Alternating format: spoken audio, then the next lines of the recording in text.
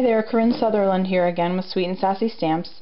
I had a request to do a tutorial on how I tie my bows for my cards. So Carol, this is for you.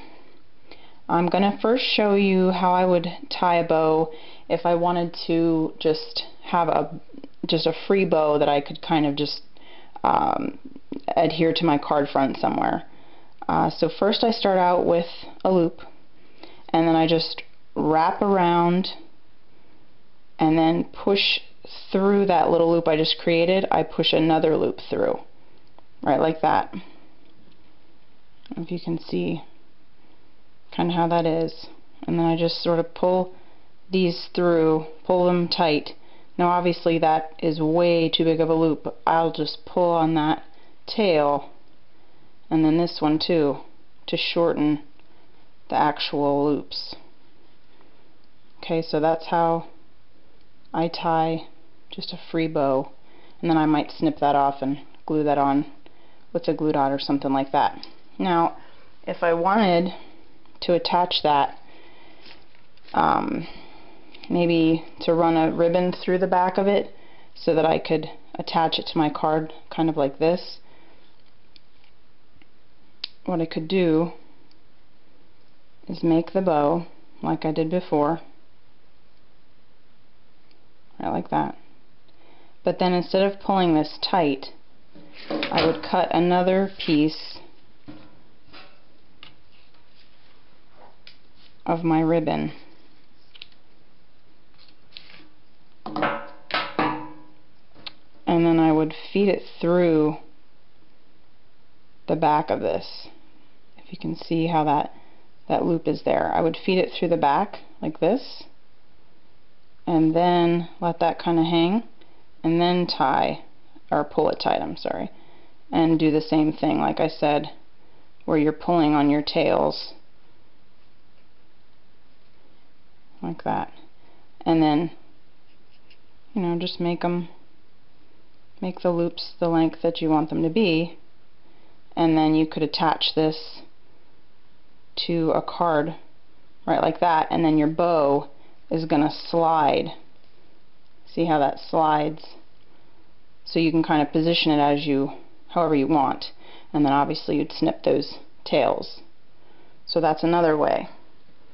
And then the way that I actually usually tie my bows is I wrap around my card. This is sort of the quick way that I do it, and I have this all adhered down except for the bottom part, so I could do this. But what I would do is, again, very similar. I go over. Now this part you would not have seen yet, so I take my left side and I go over and then through, and then I pull that tight. You can see how it crisscrosses there, and I pull that tight. Then I make a loop.